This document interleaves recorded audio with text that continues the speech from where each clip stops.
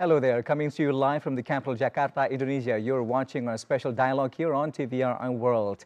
I'm Rahmat Idris, and Indonesia is on the edge of glory when it comes to the development of artificial intelligence, or AI. And now, with our governments currently implementing the blanket policy of efficiency across all sectors, one might ponder whether or not AI enters the pictures and sort of makes its own contribution to the cause. We are here today to discuss all of the challenges, the opportunities that we need to address in terms of developing artificial intelligence in the country. And to dissect into these topics, I am extremely honored and have the pleasure to be joined by two very esteemed guests for the programs. Allow me to introduce, right next to me is the Professor of Advanced Institute of Industrial Technology, or AIIT of Tokyo, Japan. Joining me, Professor Tokuro Matsuo. Arigatou gozaimashita. Thank you very much, Professor, for joining me.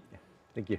And at the end of our table of conversations, joining me is the chairman of IEEE, and that is the Institute of Electrical and Electronics Engineers, or IEEE Indonesia Section Computer Society, who is also the president of IIAI, and that is the International Institute of Applied Informatics, ASEAN, and the professor lecturer at BINUS University, Professor Ford Lumban-Gaul. Prof, thank you very much, and honored to meet you today. Nice to meet you. Right. Thank you. We dive right into the main topic of AI. I'd like to get insights from both of you first. I'd like to go to Professor Lumban-Gaul. Prof, let's take a look at the accelerating growth and the way people embrace AI here in Indonesia. What are the most fundamental things that you've been observing in the past couple of years here in the country when it comes to AI? Okay, so from the beginning, actually, AI is starting from the working, especially in algorithm. Yeah. There's basically working in the lab, experimentation, they're doing by so many researchers. Yeah. However, in the recent years, there's AI already implemented in many way of the, I can say, part of the area, especially for instance like healthcare, Yeah. or even some of the people life, something like that. Yeah. So in the term of Indonesia, one of the challenging in Indonesia is there are three challenging. Number one, in the term of number of population, of course, Indonesia is the number 4 in the term of number of population. Yeah. It means the resources in the term of resources, especially human resources, is number 1. Yeah. We have a very good in the term of the human resources, especially to produce the expert in AI. Yeah. Second, in the term of the investment, actually, AI is not really so big in the term of kind of investment compared to the technology like hardware, for instance, like that. And the third one is we have so big in terms of the market. Right. So there's three kind of strengths become very potential, fundamental, especially for Indonesia. And we have to understand it because in any part of our life, especially Indonesia, literacy of digital Indonesia is very tremendous in the term of the acceleration. Right. Yeah. So I do believe less than 10 years, because we are the same in the term of AI understanding. It's like in the same as in developed countries, something like that. Right. So we are also accelerating and also giving the elevation to the digital transformation here in the country in the past few years, at least. From the Japanese perspective, Professor Tokuro, how does the government of Japan right now embracing the fact that AI has been dominating, at least for lack of better words, all of the manpower tasks across all sectors? 10 years ago, the Japan government were aware they are developing the area of the industry, like the transportation, logistics, and the healthcare, and the medicine, and also education, and the sometimes sightseeing, and of course the constructions.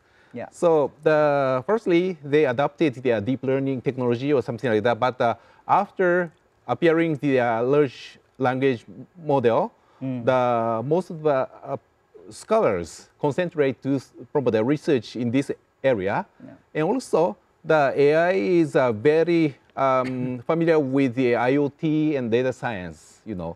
So as mentioned the Professor Ford, we have to consider the AI as an infrastructure. So the most people believe the infrastructure is like a hardware, like a road and the railway, but in next decade, we can regard the AI is one of the infrastructure, and the Japan government consider kind of things. Right. So one of the biggest challenges you mentioned, Professor, was the fact that we need to invite more investments when it comes to AI, despite all of the potentials of populations and also a big market here in the country. Has our government done enough to provide attractive investment opportunities for the potentials coming in regards to this sector?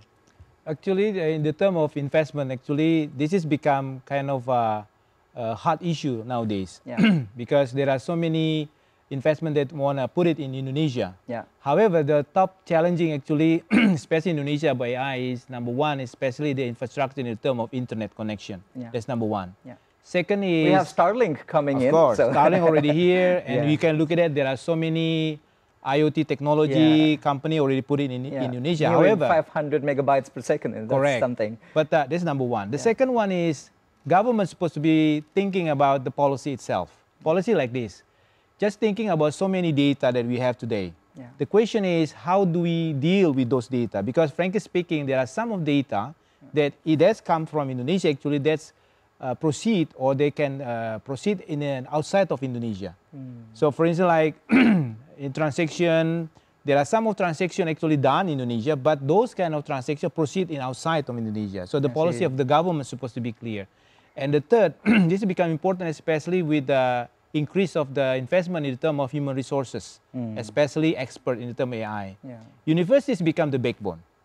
Why? Because in university, we produce so many, we call graduates in the term of computer science, for instance. But the question is, the big question is, how many of them absorb into the area of the AI technology itself? Like Are we meeting the demand of AI talents here in the country?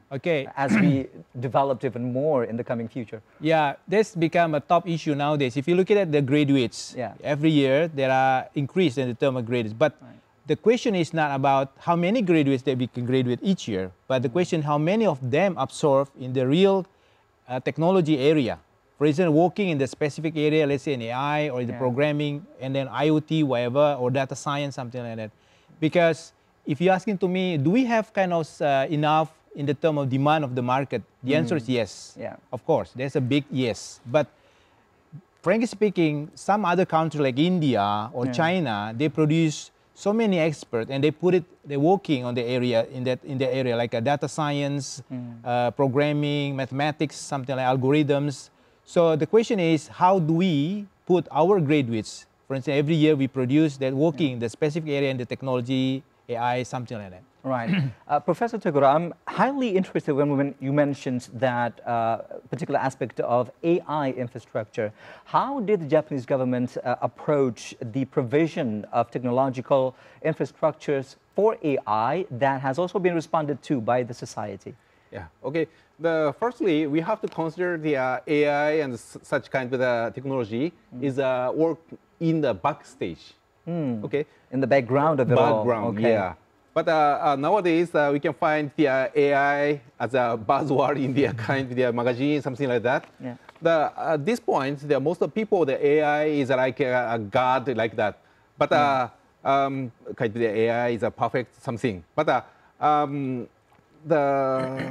currently, the AI cannot do in itself, because the AI is just a programming. The algorithms that is working behind the scene, as you would put it. The AI can develop based on the learning that is provided by the knowledge provided by the human and societies. And also the the one of the word in Japan there is a kuroko. Kuroko is kuroko means the people who help the front stage people. The front stage people means the human being in the society. So these are all the supporting infrastructures that works behind to help out humankind for lack of better. We have to take a very short break, professors. We'll return with more interesting dialogues here on TVR and World. Don't go anywhere.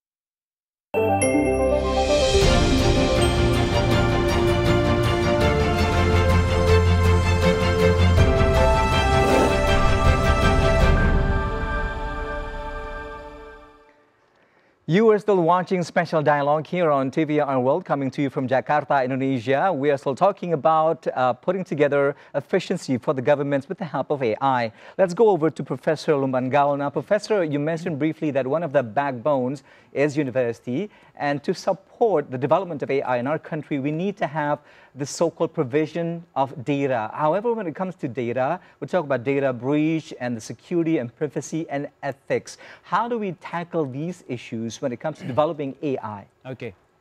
See, this is a very important, a very crucial question. Yeah.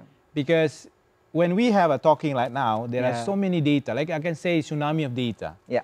If you're asking to me where the data comes from, there are many, many ways. Number one is automatically by the sensor itself. Yeah. And then the second is based on the transaction, or even the last one is manually made it, something like that. But the question is, number one is, we not discuss about the volume of data, but you also discuss about the type of the data itself. The variety the of it variety too. of data in the term of numbers and everything, that's humongous. Yeah. And the second one, we're also thinking about how do you proceed the data itself. Yeah. I give an example, for instance, like in the banking. Every time, every seconds, there are so many customers working, make a transaction, doing this and doing that. Yeah. The question is, how do they take kind of advantage from those data? That's the first. So that's the rule of the AI itself. Yeah. In the AI, there are some of the buzzwords, for instance, like machine learning, deep learning, something like that. They proceed those data. The big question is nowadays we call it DeepSeek and ChatGPT, right? Yeah. And then those people wants to use those kind of technology to proceed the data. Of course, frankly speaking, that's become a shortcut. I can say shortcut. Yeah. Why?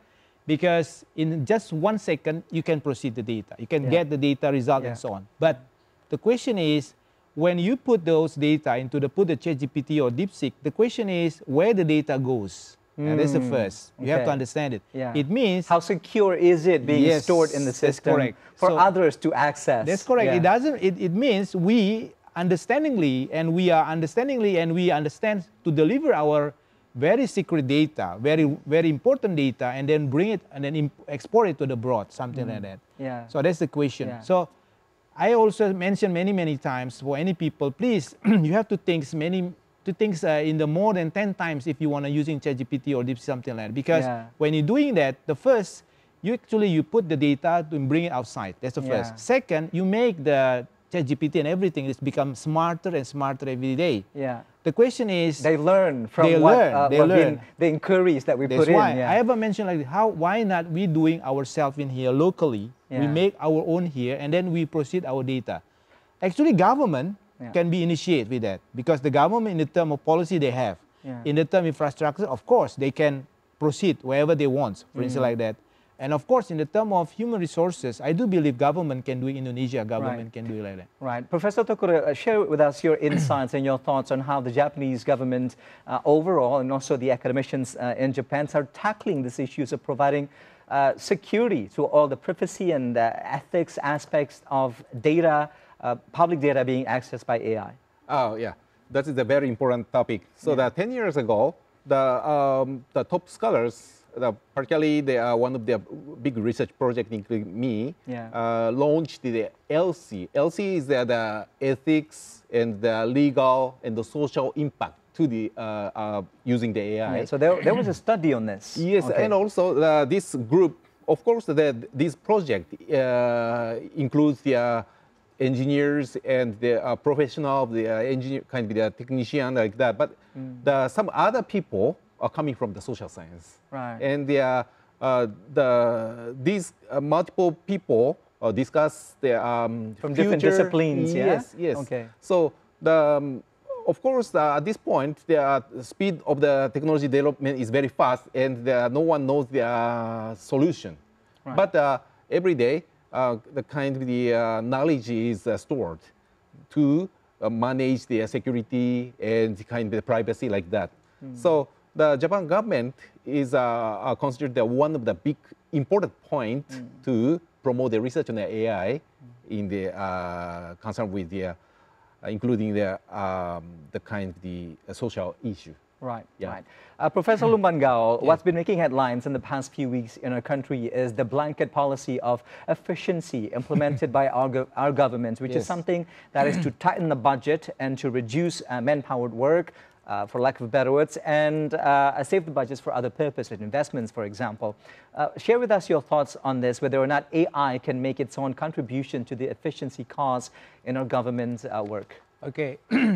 When we discuss about efficiency, there are many people thinking is government wants to release some of the important or priority kind of tasks, something like that. Yeah. To speed up the process. Of course. Yeah. However, on the other side, the process is supposed to be run faster and faster. So there is kind of two sides. On the other side, government wants to reduce the number of human resources. But on the other side, government still want the speed up of the process still the same.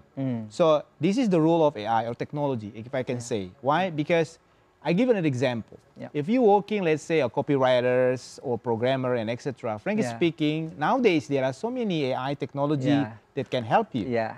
It So- produces copyrights in the blink of an eye Yes. with excellent quality too, which is Yes, really correct. mind-boggling and scary at the Yes, same correct. time. I ever mentioned this one with my students, master Yeah. student or PhD. So I said, you have to be careful Yeah. in the future because there are so many tasks or even jobs that probably become diminished because of the AI. So if the buzzword of the efficiency from the government is supposed to be tackled or managed with the AI technology itself. Otherwise, this is just the gimmick that, okay, we reduce the human resources, but the process will be going down. Or I Yeah. can say Yeah. there's become an Yeah. efficiency. Yeah. They call it creativity, but it's not exactly that, Yes. is it, Professor? So that's why Yeah. I said many, many times AI is become the answer of efficiency from the government. So in other words, for instance, the number of human resources, okay, reduce, no problem, but still the process is supposed to be fast. If you look at carefully, if I can compare with the Singapore, for Yeah. instance, why is Singapore in the term of number of population is, only probably 25% less than Indonesia, but in the term of efficiency, productivity, they are bigger, increase rather than Indonesia because they're using the technology itself. And of course, human resource over there already able higher literacy rather than us, something like that. Right. In Japan, has AI been proven contributive to the efficiency of the government's work, Professor? Yeah, currently the many local government encourage to use the AI I see. in their work. Yeah. Because the idea is like this. Of course, they are mentioning the Professor Lumbangao. Yeah. Human resource, there is a conflict between the human resource and the AI development. Yeah. But the AI system cannot learn, study I see. without the users. Yeah. Okay. To do the machine learning. Yes.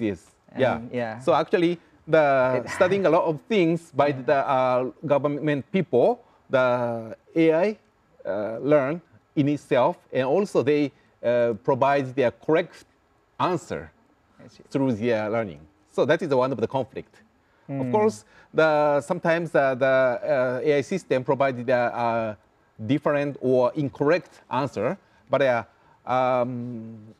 some people say the AI system cannot be reliable. But without studying by the people, the AI cannot be developed. All right, very well said there. We have to take a quick break now, professors. Thank you. Another segment of exciting conversations is just around the corner when we return in just a few minutes right here on TVR and World. Stay with us.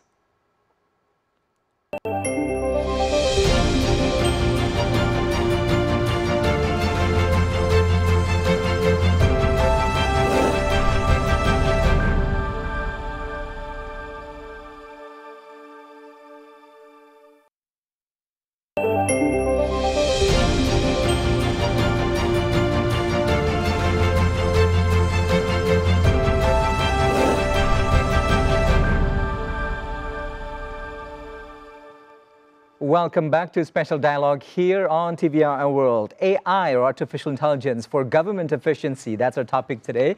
Back to our two esteemed professors joining me for the conversations. Over to you, Professor Lumbangao. Just a little less than a month ago, just concluded the first ever summit of world leaders for artificial intelligence in Paris, chaired by the president of France himself, Emmanuel Macron, co-chaired by Narendra Modi, from India, where we know Mumbai is one of the top leading AI, if not anything related to information technology developments around the globe. What are the biggest key takeaways that assess the presence of regulatory framework for AI around the globe, in your opinion, from this convening? Okay, the first is how AI not only just applied into the business, but also in the society. Yeah. And that's the first. And second thing is how the society itself can take so many advantages in the term of privacy and ethicals. Because if you discuss about AI, we cannot just ignore about the privacy itself. Right. Indonesia government already adopt what we call the privacy data, already adopt since October this year, last year, 2024. So the third thing is how people can look at AI, not only just kind of the tools or just not kind of the technology itself, that only used for the support of daily life. Nice. I give it to another one of example. This is research conducted by us under the Professor Ito from the Kyoto University. So we call it that research we call hyperdemocracy. It means AI, we want to try it, and then we want to put it in the term of democracy in society. So what is the meaning? What's the message? AI can be moderate of people that talking inside of the society. Moderate in the term of knowing which one is the hoax, which one is misinformation, which one is the real data, which one is kind of people that just buzzword, something like that. Right. So AI is doing a real-time fact-checking of all of these statements and things being said in the forum. That's correct. All right. Bringing me to my next question to you, Professor, because on the first day of the AI Paris Summit was that a very I don't know if it's nice or not picture of Donald Trump kissing the cheeks of Joe Biden, which we believe in real life would not be happening, and also Macron and Le Pen. So should we be scared of AI in the time coming? Because as also added by Professor Lumban-Gaos, that the hyper-democracy, AI helping shape the narrative as well. Yes, that is hyper-democracy is very important because the hyper-democracy consider a lot of participants, including the multiple religion, multiple culture, and multiple races. So each people has that.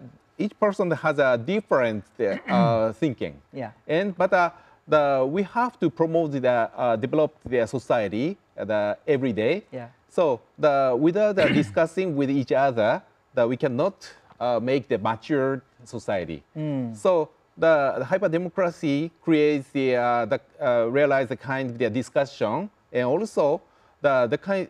Nowadays, we are promoting the social experimentation in Afghanistan and Indonesia and Japan, and particularly we are handling the very difficult social issue, and sometimes the fighting people can seriously join in the discussion because they understand that AI facilitates the discussion, and if the human is facilitating that discussion, that they never trust the facilitator. Men tend to be biased, you're saying, but machine will not.